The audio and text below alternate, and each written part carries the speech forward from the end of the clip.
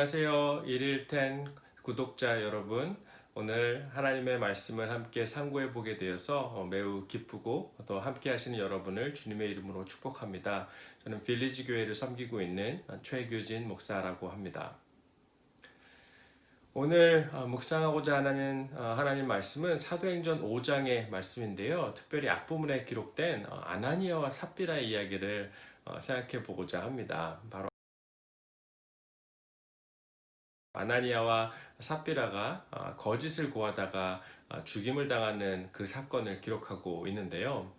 아나니아와 삽비라의 이야기는 하나님께서 이렇게까지 하실 필요가 있었을까라는 생각이 들 만큼 인간의 거짓과 죄악에 대해서 아주 단호하게 대응하시는 하나님, 그리고 그런 그분의 교회의 모습을 보여주고 있죠. 자, 그런데 이 본문의 의미와 의도는 그러니까 그리스도인들은 거짓말하면 안 된다라는 어떤 윤리교과서 정도의 이야기로 이해하면은 사실 본문의 의도를 놓치는 것일 수 있고요. 그것보다 더 깊은 의미를 내포하고 있습니다. 먼저 아나니아와 삽비라가 그 판 소유는 아마도 그리 크지 않은 액수인 듯 한데요.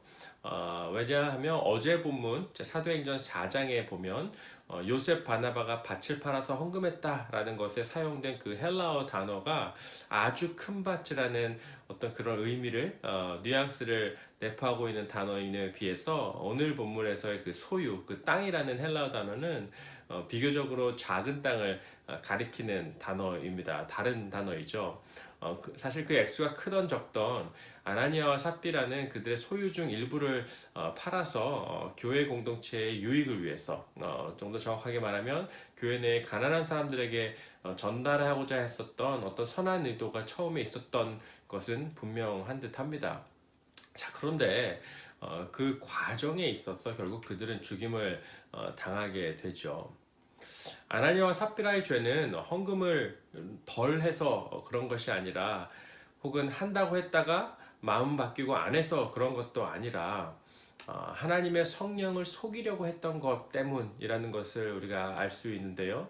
어째서 그러하면 3절에 보면 베드로가 이렇게 이야기하죠. 어찌하여 사단이 내 마음에 가득하여 내가 성령을 속이고 땅값 얼마를 감추었느냐라고 증언합니다. 그러면서 베드로의 책망과 더불어서 5절에 보면 아나니아가 이 말을 듣자마자 혼이 떠나서 죽었다라고 사건을 기록하는데요.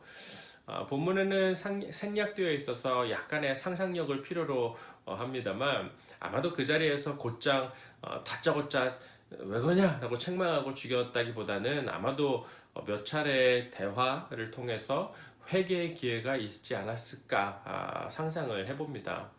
왜냐하면 마태복음 15장, 18장에 기록된 그 성서적 원리를 생각해 보면 예수님께서 제자들에게 가르쳐 주신 것은 내 형제가 죄를 범하거든 먼저는 어떻게 하라고 했죠? 개인적으로 권고하고 그것이 안 되면 두세 사람이 권고해보고 그래도 안 되면 교회 공동체가 권하고 그래도 안 되면 내쫓아라 라고 가르치는데 아마도 베드로는 그러한 과정을 거쳐서 아나니아에게 회개의 기회를 주지 않았을까라고 유추해 볼 수 있을 텐데요. 본문은 아마도 그러한 과정이 초대교회적 상식 커먼 센스였다는 것을 그리고 커먼 프랙티스였다는 것을 전제로 하고 결론만 기록한 것일 수도 있겠다라고 생각해 보는 것이 적절한 유추일 것 같습니다. 아마 아나니아에게는 그리고 삽비라에게도 회개의 기회들이 주어지지 않았을까라는 것이죠. 자, 부부라면 같이 와서 헌금을 내면 되지 왜 따로 왔을까라는 이런 질문도 사실 드는데요. 두 가지 경우에서 둘이 따로 도착할 필요가 있지 않았을까 싶습니다. 이것도 상상의 나래가 좀 더해지는 부분이 있지만 문맥 적절한 상상일 거라 생각이 되는데요. 첫째는 그들이 그 판 땅값을 한 곳에서 받은 것이 아니라 두 군데 이상에서 받게 되어서 각자가 가져온 것이다 라고 볼 수도 있겠고요.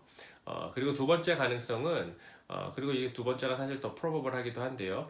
각자가 주목받고 싶어서 각자 그 상황의 주인공이 되고 싶어서 그럴 수 있겠다는 이야기죠.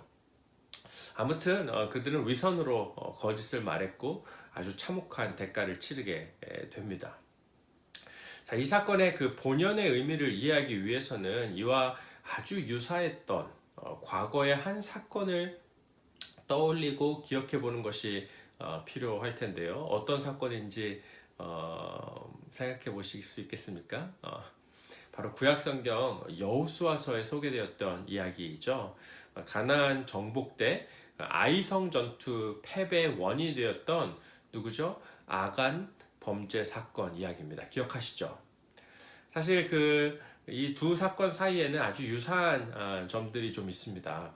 가나안을 입성하자마자 아주 이스라엘 백성의 건국 형성 과정 초기에 벌어진 사건이 이제 아간 범죄 사건인데 바로 이 아나니아와 삽비라마저도 또 역시 초대교회 초기에 벌어진 사건이라는 점에서 유사하고요. 둘 다 거짓과 또 도둑질에 관련된 점이었다는 것. 그리고 그것의 영향력이 이스라엘 전체 공동체와 또 교회 전체 공동체에 미치는 점이 있었다라는 점에서 그렇습니다. 아간 사건이 어떤 사건이죠? 한 사람의 그릇된 범죄로 인해서 온 이스라엘 공동체가 무너지게 된 사건입니다. 자, 그런데 그 렌즈로 한번 이 아나니아 삽비라 사건을 해석해 보십시오. 만약 이들의 거짓이 그때 아간 범죄 때처럼 그대로 통용되었더라면, 하나님이 만약 내어버려 두셨더라면 이 이후에는 어떤 일이 벌어졌을까요? 초대교회 공동체에는 불순한 죄악들이 들어오게 되고 그것으로 인해 하나님 나라 공동체 전체가 흔들리게 되는 마치 아간 때와 같이 뼈아픈 사건을 겪게 되지 않겠습니까? 그런데 무엇이 다르죠? 그러나 이제는 하나님의 성령께서 아간의 사건 때와는 달리 적극적으로 개입하시더라는 겁니다. 그 죄악을 그 싹쓸 끊어버리시더라는 것이죠. 그 사단의 괴계를 끊어버리시더라. 그렇게 함으로써 이제는 그때처럼 그대로 내어버려 두지 않겠다라는 교회 공동체를 향한 하나님의 확고한 그 의지와 그 은혜와 개입과 동행의 의지가 배어나는 사건이라는 것이죠. 아간 사건은 이스라엘 공동체가 하나님 앞에서 거룩한 공동체로 남아있을 수 있도록 하나님이 사용하신 사건인데 아나니아 삽비라도 사실 마찬가지입니다. 한번 사도행전의 흐름을 생각해봐도 그렇죠. 사도행전 2장 본문과 또 4장 마지막에 묘사된 초대교회 공동체의 모습이 어떻습니까? 누가 이런 공동체에 안 들어가고 싶겠습니까? 기적과 놀라운 일들이 막 벌어지고 치유가 일어나고 성도들이 서로를 너무너무 막 사랑하고 자신의 소유를 팔아서 가난한 자들과 약한 자들에게 나눠주고 이런 공동체에 누가 안 들어가고 싶겠습니까? 분명 복음의 본질이 아닌 이런 현상적인 매력에 매료되어서 공동체의 일원이 되는 현상들이 벌어지지 않겠습니까? 자, 그런데 아나니아와 삽비라는 이 결정적 사건을 통해서 어떤 변화가 일어났을까요? 어떤 인식이 생겨났을까요? 교회는 하나님이 통치하시는 현장이고 하나님의 거룩한 백성들의 모임이고 하나님의 진리가 통치하는 곳임을 또 교회 공동체가 스스로 그 사실을 알게 되고 또 주변 세상도 알게 되지 않았습니까? 사단의 괴계가 틈타지 못하도록 하나님의 성령이 친히 지켜 보호하시는 그런 거룩한 공회, 그 성도의 모임이라는 것 말입니다. 그래서 본문 11절에 보면 그러한 결과를 반영하듯 그 의도를 다시 한번 재차 확인해 주듯 이렇게 기록하죠. 온 교회와 이 일을 듣는 사람들이 다 크게 두려워하더라. 자, 여기 그 11절에 교회라는 단어가 사용되는데 사도행전에서 처음 이 쓰인 용례입니다. 결국 누가는 교회는 바로 이런 곳이다 라는 것을 이 본문을 통해 말해주고 설명해주고 있는 것이죠. 하나님의 진리가 통치하는 곳이고 그분의 거룩한 백성들의 모임 말입니다. 오늘 본문을 통해 증거되는 하나님은 그분의 교회를 거룩과 진리로 지켜나가시는 그런 하나님이십니다. 그분의 교회를 거룩과 진리로 지켜나가시는 하나님. 어떤 상황 속에서도 어떤 거짓과 유혹 속에서도 거룩과 진리로 지켜가시는 하나님이 계시더라는 것을 증언하죠. 오늘 본문은 아나니아와 삽비라가 내는 그 돈이 하나님의 소유가 되어야 한다, 뭐 이런 이야기라기보다 바로 교회가, 그분의 몸된 교회가 바로 하나님의 소유이다라는 말씀을 하고 계신 것입니다. 하나님은요, 그때도 그러셨고 오늘날도 동일한 목적과 방법으로 역사하고 계십니다. 비록 교회 내에 거짓이 틈탈 일들이 생기고 가십이 틈탈 일들이 생기고 불안과 불평이 생길 일들이 생길 때라도 그렇게 작은 나무 한 그루 한 그루 볼 때는 하나님의 역사가 어쩌면 아나니아 때처럼 그런 어떤 일들 행하시나 잘 보이지 않게 느껴질 때라도 이 본문을 통해 증언하시고 우리에게 확인시켜 주신 것은 이 역사를 이끄시고 주도하시며 운행하시는 하나님이 계시더라는 것. 그리고 그 하나님은 그분의 교회를 그때도 지금도 그리고 내일도 거룩과 진리로 지켜가실 것이라는 믿음이 우리에게 필요하겠습니다.